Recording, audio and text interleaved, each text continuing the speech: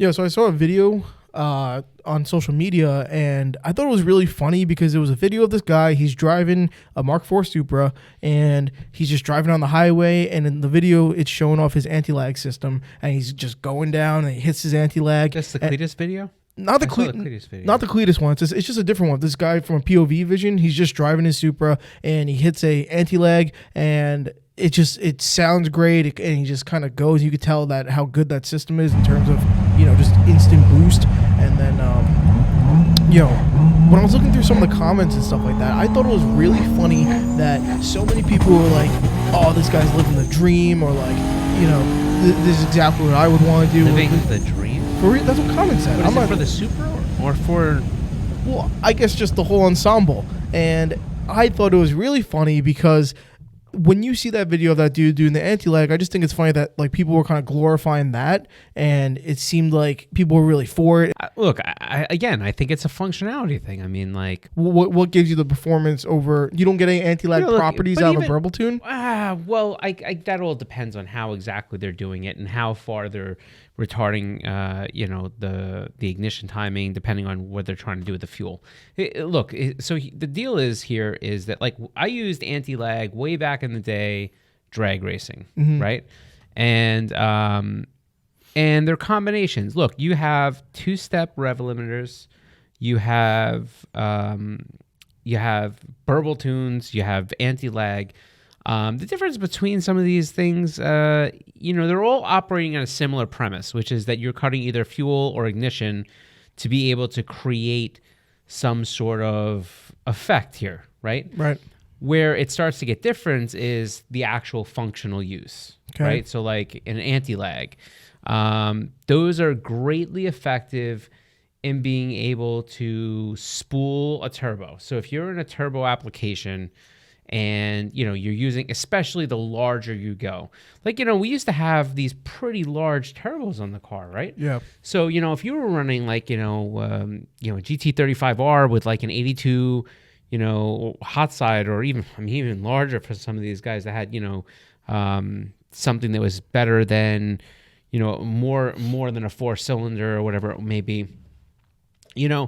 you couldn't get those turbos to spool. I mean, you had 6,500 RPM to, let's say you were shifting at 9,500, right? You had 3,000 RPM of major power, and in between, not much else. You know what I mean? So the only way to get these turbos to really spool was to do some things. We used to have some tuning things that we would do with ignition timing to try to bump up the spool. But in addition to that, anti-lag was your friend, especially on launching a car, right? So now anti-lag is essentially the idea that you're cutting the ignition cut and retarding the timing just enough to basically start to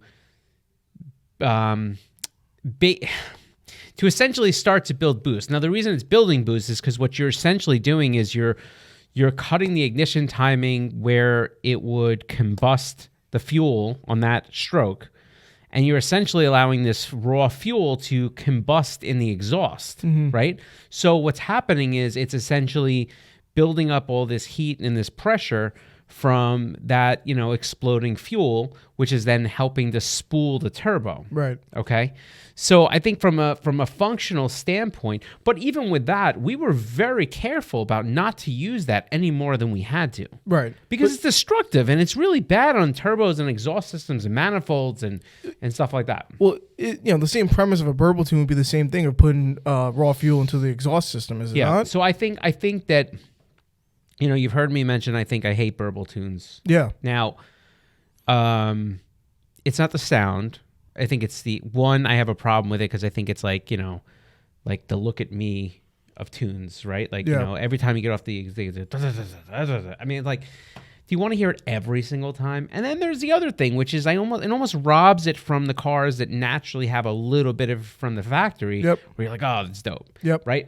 So like Porsches and some of the BMWs, the M cars and stuff like that. So so I think that there's, from a tuning perspective, if we're going to get really down to the brass tacks, I think that there is a level of not a problem, right? A level of, it shouldn't really be a big deal of a burble tune. However, I believe that the majority of people go far beyond what is acceptable, right? Yeah. So like there's an area where, having a crack once in a while, or, having a little bit of a, a little pop here and there, that's probably fairly benign, probably fairly no problem. Yeah. It's when you start to really retard the timing or start to put a bunch of fuel in and explode that fuel, you could tell, because those are the people that are getting the really loud noises, and they're also getting like those flames that shoot out the back of the exhaust. Because what you're doing is you're exploding raw fuel in your exhaust. For like the guys that are, decelling and the RPMs drop to 1,500 RPMs and they're still getting pops, it's like, what the heck? Yeah, and look, and you've seen plenty of people do these on tunes with Lamborghinis and stuff like that. The thing is that is like, all right, so so exploding raw fuel in your exhaust, whether it be anti-lag or these burble tunes that are kind of set up to do this whole thing, there's a difference, and I'll explain in a minute. Okay. So you're causing a lot of stress on exhaust components, turbos, manifolds, catalytic converters. Now, the one thing to understand is that a turbo was designed to take heat, right? Like you can throw an incredible amount of heat at a turbo, especially on the hot side, and it can take it. Yeah. But the difference when you explode raw fuel isn't just the heat, it's the pressure. Right? Like you're building pressure, and the pressure waves were never designed to be on, in the exhaust wheel. So you start to damage those turbos, prematurely. Now, how long is how much you use it, but. Well, when you look at the videos of people with burble tunes and stuff like that, I think the sound is to each their own. I think when it gets excessive, I think most people can agree it's not, not great, but I think there are people from both spectrums that might like the sound of the burble, like a modest burble, and then people who don't like it at all. But regardless of that, one thing you commonly see with burble tunes, you'll see comments of people being like, have fun with a messed up catalytic converter or something like that, or all the harm they're doing to their car. Yeah. But I just thought it was funny when I saw the video with the anti-lag stuff. None of that stuff was mentioned. No one was saying that's cool, but no one said that. So, but I think the reason you're seeing that is because, look. Supra is a good example. Mm-hmm. These guys, they use some pretty large turbos. Yeah. I mean, and the truth of the matter is, when you're driving on an engine, let's say your red line by the time you build the head or whatever it is, let's say, like on a Supra, let's say 9,500, right? Let's just use that number to stay with a something arbitrary. If you can't get the turbo to spool up until 6,500, you have almost no power band. Right? So, and so you're trying to get the most out of it, but the idea of being able to get that turbo to spool earlier, essentially, it elongates the power band. Mm-hmm. You're getting more power for longer, so it's going to make for essentially a faster car. Now, when you get to having a turbo that big, there's only a few options to be able to spool something like that, and really anti-lag becomes a tool that you'll use. Now, if you own that car, you're only going to use that when you absolutely need to. For the guys that are going to go around just like flat out like giving it the business every single stoplight, like they're going to go through hot sides on their on turbos faster, like they just will, right? Yeah. But I mean, the one thing about it that it was always effective is the fact that you could build boost. I mean, like you could, and it really is apparent. Like you could build boost from a standstill. So now this is kind of where two-step, and launch controls and stuff work. So all right. So let me quickly go through this. So what is a two-step for those who aren't familiar? Two-step is essentially having the ability to have two different RPMs, two different rev limits. Okay. First one is usually done at a lower RPM, designed for what the RPM that you want to be able to launch your car at, okay? And then what they usually do is there's some sort of program that recognizes a vehicle speed sensor, and once you get over a certain mile per hour, that RPM limit is no longer there, and it goes to the secondary RPM limit, right? Which is your whatever you would do, wherever you want to shift at. Yep. So so that's kind of what a two-step is. Now, how does a two-step work? Well, generally, how does a rev limiter work? Yeah. Let's do that. Essentially, what happens there is they cut the fuel. There's just, when you get to that top thing, there's no more fuel. So you have ignition that's basically sparking, but there's nothing there to explode, right? Now, anti-lag and what you'll see when people are using it to build boost or build boost pressure there, what they're doing is they're essentially cutting the ignition timing. And they're retarding the ignition timing. So when it comes back on, it's delayed, but it's exploding the fuel that goes there, but then doesn't have a spark. And then when you have a whole bunch more air there, it's boom. You know what I mean? And that's where you get that late thing. So you're crushing this pressure, which is essentially helping spool that turbo. I think there's just maybe people who, based on like the sound that you get from a two-step, might confuse them or whatever. But easily. Just not the same thing. Same premise though. Like, I mean, it is the same premise. Now, I will say, I think with the Burble Tunes, probably the big difference is that it's not primarily being used with the idea of necessarily creating boost. There's some cars that can use one, but we all know that most of the people that are using them don't have turbos. Right.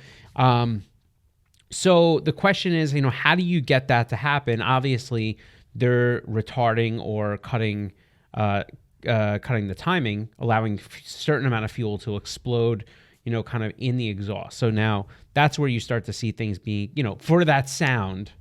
Mm-hmm. If you're not turbo, if you're not spooling anything, you're essentially creating a situation where your exhaust and your catalytic converter and all these different things, every single time you let off the gas, and it like, when, again, especially the ones that shoot flames and you hear those really loud bangs, those are really, taking hits on your exhaust components, and some of those cars are expensive. Oh, without a doubt. Like, I mean, I can't imagine what it must be like, on some of the BMW cars or whatever it may be, to go buy, exhaust manifolds and stuff when they start developing cracks. Well, oddly enough, I feel like, at least in New York, the only cars that you see with real Burble Tunes are all luxury cars. It's always BMWs, Mercedes, or Infinitis or something like that. Yeah, and look, and there's a certain level of, people will argue, and I've heard this before. Mm-hmm. Well, it worked, they come like that from the factory with this car or this car. And, like to an extent, but like they're also done in a way that it's not like, I don't believe there are some people that I've heard argue that like, oh, well, Lamborghini, they do it on purpose to get the sound and stuff like that. Yeah, but I think it's also a byproduct of a lot of the tuning that gives these cars as much power as that they can make. I mean, they're not exactly using, 4-cylinder engines. Going back to the anti-lag, I have two questions for you, Scott. Mm-hmm. Now, going back to the anti-lag thing, how do you feel about having a modification done to your car to quote-unquote improve the performance? If you have a big turbo and it's hard to spool that boost and you have a long time before you can build boost, and then you want to solve that issue with anti-lag, how do you feel about implementing something that quote unquote helps your car, but at the same time hurts your car? Well, because I think that's the game, right? Like, no one ever said that with cars you didn't pay to play. I guess, but don't you believe? Like, don't you think it should be? Well, but understand something. Anti-lag is a programmable conditional item. That's true. Meaning that there's people that do certain things where they'll hook that setting up to a button. They run the parameters out through a 5-volt source into their standalone ECU, and so they have a condition when the button is active, then you're gonna operate on this, temporary rev limit or ignition setting, right? So that you essentially are creating that situation where you can build boost and throw some more raw fuel in. And then there's, other people that only have it set up for when there's zeros, when their speed is under, let's say, 9 miles per hour, and they're at, not greater than 90% throttle position, right? Mm-hmm. So what they're doing is they're recreating a situation where it's only going to be active when they're trying to launch a car and when they're trying to continue to build boost before they would have enough speed that they want it to go to through to, the actual rev limit that they want. So then in that sense, you're saying it's limited use. You're using it, you're using it in a calculation of I want it now because it's going to help my car go faster. But I know that, like, it's not, because it's not, it's not going to, I mean, unless you really do some wrong stuff, it's not going to blow your car up like instantly. So as opposed to the Burble Tunes, where these guys are going from stop sign to stop sign, it's going with, yeah. And again, just to be clear, I mean, I do believe that there's a range here where some of those, are little pops and different things probably are fairly safe for the do I think that there's a longevity cut of your vehicle's life if you were to keep it for like, a couple 100,000 miles? Yeah, of course. But do I think for the most average ownership period of the car that it's, can they be okay? Yeah, probably, because they're not crazy. The ones that shoot flames out the exhaust and have those really boom, boom, like the really big bangs and stuff like that, there's only one way to get that. Throwing a lot of fuel in that exhaust, So, well, I got question number 2 for you. Oh, I thought there was a 2-part question. Yeah, no, it's not a 2-part question. It's just a second question. But, so when you talk about having the cars with like the big turbos and it takes a long time to spool up, as a person who has and uses a twin turbo car, what are your thoughts on, should they just consider that? What do you mean? As opposed to running a big turbo, as opposed to, whatever factory smaller turbo. 2 different animals. Yeah, but I mean, if you're looking animals. for that more instant power and you want to use an anti-lag system where, again, you're potentially damaging your car over time, why do you think that'd be better for people to just kind of consider a dual turbo setup? So again, I just think that they're 2 different animals. I mean, like, in other words, like I've had both of these examples, right? Like when I had, with my Eclipse and we were drag racing and doing different things, and the car was primarily not used on street. The truth of the matter is we were in a situation where I think the last turbo I was running was trying to think, because I switched the turbo back before I sold the car. But for a period, the bigger turbo I was running, Precision had just come out with, I think it was a 6262. It was a big turbo, right? I mean, for a 2.0 liter, engine, right? So, for the most part, it took some stuff to spool that turbo. I mean, they did get much better with ball bearings and different things like that, but. So using anti-lag when you needed it was, a pretty primal, effective. Yeah, and so that car was meant to be a drag racing car. Yeah. It wasn't meant to be a road car, a touring car, or anything like that. Now, my 350Z that's twin turboed, those turbos are small, tiny turbos. Yeah, right. Do you notice any kind of how's your turbo lag? Oh, it's amazing. I don't have turbo lag. That's what I'm saying. But it's also a 6-cylinder compared to whatever. Yeah, I guess right? That's true. That was a 2 liter. Maybe a little bit more compression because I went to 9-to-1. Pistons. But like when it had the like with the 3.5 liter, you know what I mean, on the VQ, it's like.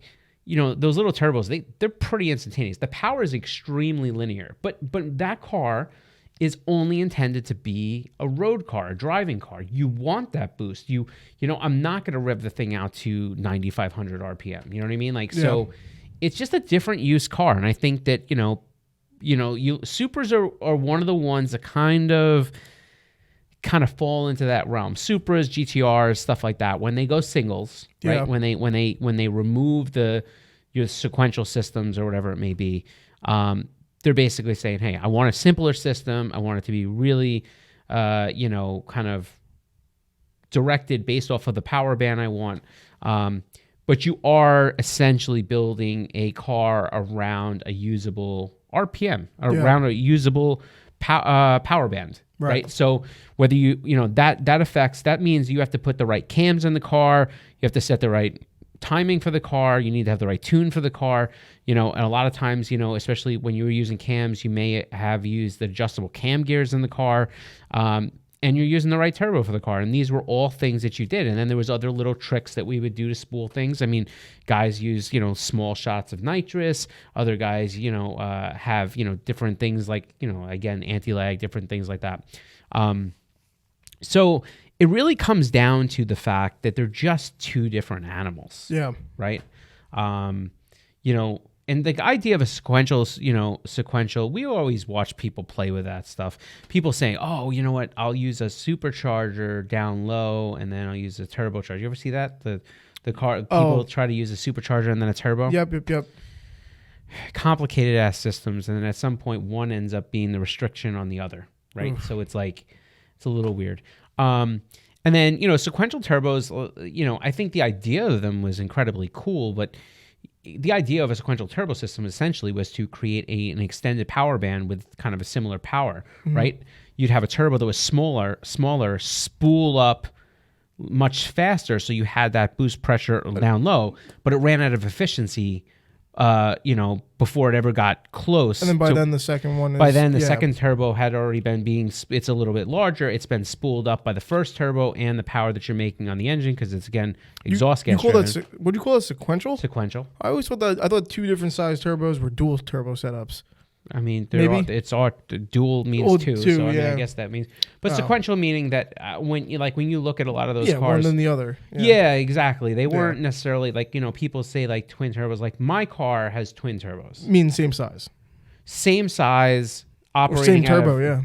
Each bank of the engine, putting that power out like that. But you got to remember that a lot of the cars that we're talking about here with the sequential systems, they were inline sixes, not V6s. True. Now, yep. Slightly different, slightly whatever. But, for those cars using the sequential, they were trying to use it's really how you route the exhaust from the exhaust manifold into the collector and how you're kind of utilizing that whole kind of flow. But yeah, they can get complicated, certainly. Yeah. Another thing I think is funny is that, like, I've had two previous cars that used twin scroll turbos. Okay. And like, even with those, like, I would say it was good enough. Like, there wasn't a ton of turbo lag with those. Like, but that was the whole point of a twin scroll turbo. I guess so. But so when you have options with dual, sequential, twin turbos, twin scroll turbos, whatever, it seems funny to me that people are still going to be using an anti-lag system. Well, but maybe they won't be. Like, in other words, like, if you're really spending, I mean, you have to remember, for at least in my, I always feel so old when I say this. I'm not that old. But like when I was really into drag racing, a twin scroll turbo was like the most expensive thing you can imagine, and the only cars that really used them were Porsches. Yeah. Right.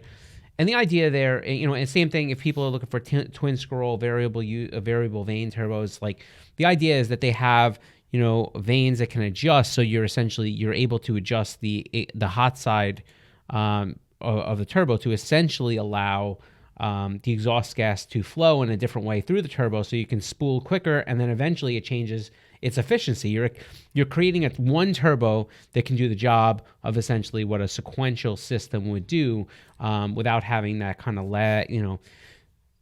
Because again, the issue that you run into when you do the supercharge feeding the turbo, or one turbo feeding the next turbo, is at some point there's going to be this area where that other turbo is now putting out hot exhaust gas, but it's not making any power. Right.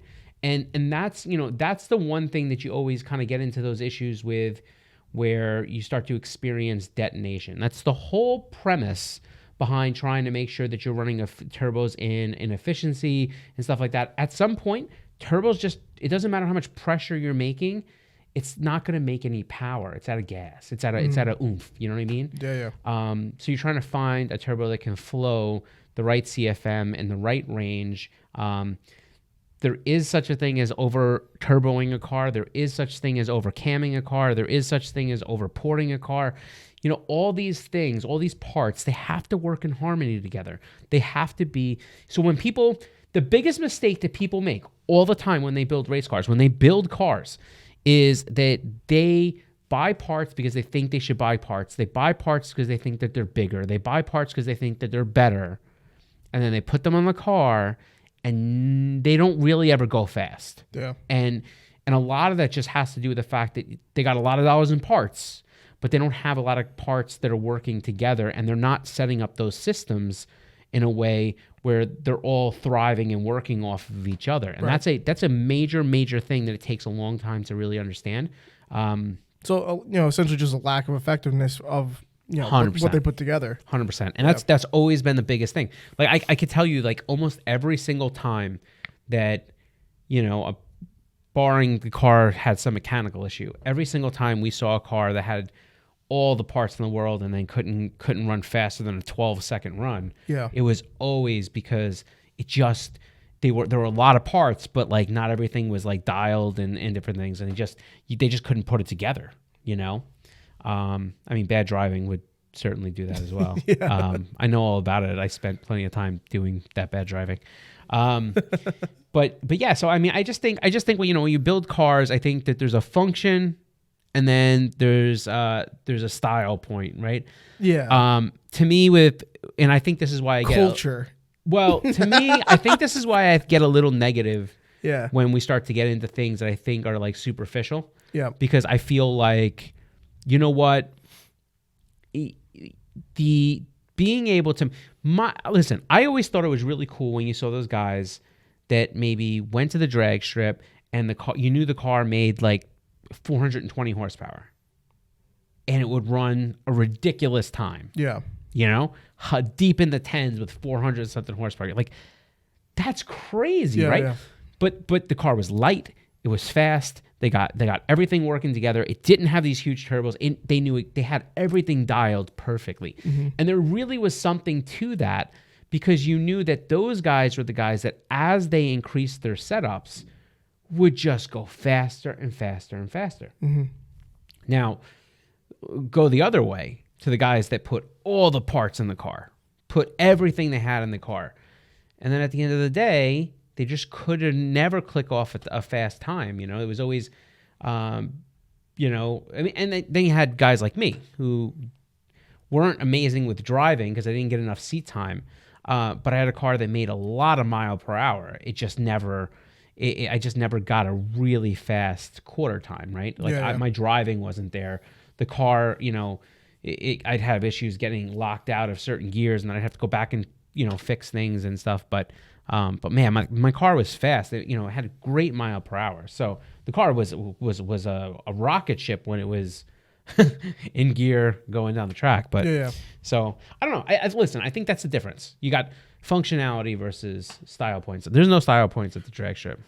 That's true. I also think it's funny because like there's a lot. There's been tons and tons of trends in car culture and stuff like that where people may do do a modification that kind of hinders performance a little bit, and like there's plenty of examples of like that. 100%. And I feel like the difference between all of those and the Burble Tunes is that the Burble Tune ones are kind of just annoying. Like the other ones are kind of like to each your own. You can do whatever you want with your car. That's cool. Right. But like these ones are just kind of like obnoxious to everyone. And you know, here's the thing. I spent the first few years that I really was into cars loving loud exhaust systems, driving under every underpass and revving every engine. And like my favorite time would ever be if I got into a tunnel. Oh my God. I wouldn't be going that fast, but I would be revving the hell out of it. Yeah. But you definitely, then you get, I think if you get bit by the speed or you know, that kind of speed bug, right? Mm-hmm. Where you really have a period of your life where you really quest after having a really fast car or having a really fast time or, you know, a quick time or, you know, really just wanting everything you do to the car to just work perfectly and be like that good. I think if you have a period like that in your life, it's very difficult for you to switch your gears and then say, you know, give me a Burble Tune. I think that's fair. Right. And I think that's where my cynicism comes from. Right. Yeah. I just like, you know, especially some of these cars, I look at some of these cars and they're super great cars, really nice cars. Mm-hmm. And then I just know that like they got really nothing done to them except like maybe an intake and just part of an exhaust and a Burble Tune. Right. Right. And I think that bothers me. But, you know, to each their own. I mean, it's your car. Doing your thing. I hope I don't buy it used, but that's just me. Hope you didn't buy it used, yeah. No, I hope I don't buy it used. Oh, you don't like, buy it used? I hope they don't like do this whole thing and then they put the car back to stock and then I buy it and then like 12 minutes later, you know, stuff starts to mess up. Yeah, pretty much. So I don't know. Do we answer all this stuff? I think so. I didn't realize we were coming in here for such an in-depth technical podcast, but Well, it was good, but I mean, I don't know. This was just a question that I asked when I was watching the video or whatever. Cletus's car is awesome. Oh yeah, well the Cletus video too is really cool, and then he does the same thing with the anti-lag stuff. It's it seems so cool, but then again, that question just came to my head where I was like, why is it that people say that this is cool and that's not? I promise you that Cletus McFarlane, Garrett is probably one of the more calculated people, period. He has all the experience building a lot of different cars. He has tons of experience on dynos, watching what makes power, what doesn't make power. Yes, he makes entertaining videos, but he has some significantly fast vehicles and cars, and he's piloted them and he's built them. And so when a guy like that uses anti-lag, yeah, it's fun, it's entertaining, but I promise you that it functionally works. Mm-hmm. And yeah, he's done some some weird things with, Corvettes, and just, opening the nitrous bottle, like while he's on the dyno, just like literally, letting the stuff blow into the intake to see if, yeah, of course, because we're car people, and at the end of the day, we'll F around with the best of them. Yep. But he's super calculated. He knows what he's doing. And when he builds a car, like watching that whole thing where he's able to then, again, right into anti-lag to build boost pressure on a Supra, which probably has a, giant turbo, 94 hot side or something like that, or a 106 hot side or something that's fairly substantial. I get it. Like, I mean, it makes a lot of sense, but I don't know. I like it. Yeah. So, all right, is that it? Are we done? Are we done with this one? I didn't know where we're going or where we're ending here. I think I'm good. Yeah, we're good. So, anyhow, thanks for hanging out with us on the podcast. We ranted today about a whole bunch of things that have to do with fuel and ignition. So, new place, new setup. New setup. I mean, we're working on it. Max pulled it together today. He pulled it together, and we're in our new office here. New office, I like it. Yeah, I think it's really dope. It's cool. Way better than the last one. Cool. Bigger. Yeah, and bigger. Then soon the podcast app will look different than this. Yeah, because we have multiple. There are little studio space that we used last time. This studio space is probably 3 times that. Yeah. So we have the ability to kind of have multiple sets, and we just haven't got. The problem is when you take your stuff and then you go to a much bigger space, your stuff spreads out, and you're like, okay, well now what? So we're kind of in the process of kind of doing things. So I think over the coming weeks, you're going to start to see things change, and I know Max will be super excited to start putting things up and doing different things. So, so we got a lot of that cool stuff, but stay tuned. Yeah, it's going to be a pretty interesting ride. And man, I'll tell you, if you're still hanging out with us right now, don't forget that we got some wheels that are really going to start to drop in the next month or so. People are talking about where the Forge wheels. People are talking about where's the truck wheels. People are talking about where's the Mark 1. I'll give them a quick estimate. All that stuff is on the website. We're trying to give updates. Forge stuff, it looks like mid to end of April. I know right now it says March of 24. I just read something that made me think that some of them will be in, but not all of them. So I would say some in the month of April, the Forge stuff will be starting to come in.